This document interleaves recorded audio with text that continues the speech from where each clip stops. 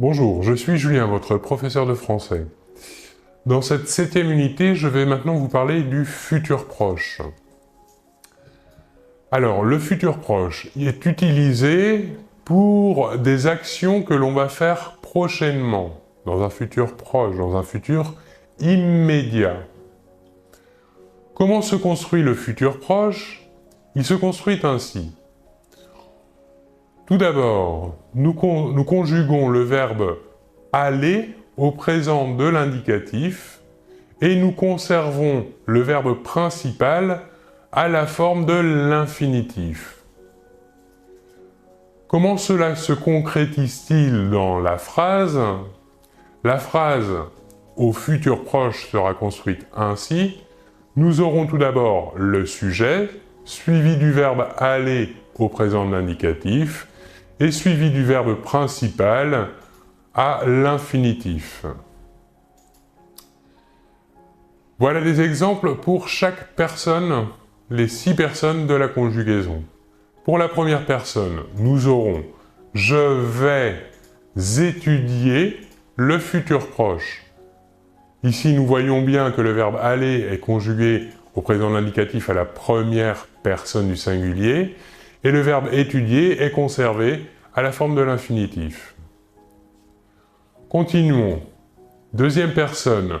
Tu vas sortir ce soir. Ici, le verbe « aller » est bien conjugué à la deuxième personne du singulier, et le verbe « sortir » garde le verbe principal est conservé à la forme de l'infinitif.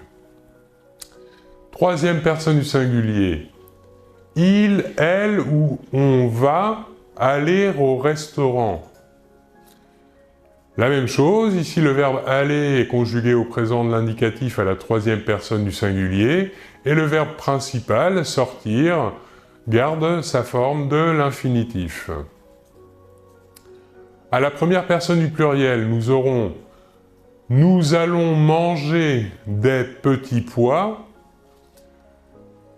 Allons est ici conjugué au présent de l'indicatif. Manger, le verbe principal, est conservé à l'infinitif. Deuxième personne du pluriel, vous allez venir. Ici, le verbe aller est bien conjugué au présent de l'indicatif à la deuxième personne du pluriel. Et le verbe venir est à la forme de l'infinitif, le verbe principal. Enfin, pour la dernière personne, la troisième personne du pluriel, ils, elles vont passer leur examen. La même chose, le verbe aller ici est conjugué à la troisième personne du pluriel au présent de l'indicatif, et le verbe principal garde la forme de l'infinitif passé. Voyons maintenant la construction du futur proche à la forme négative. Alors, dans une phrase à la forme négative, la structure sera la suivante. Nous aurons en première position le sujet, en deuxième position la première partie de la négation « ne », ensuite nous aurons le verbe « aller » conjugué au présent de l'indicatif.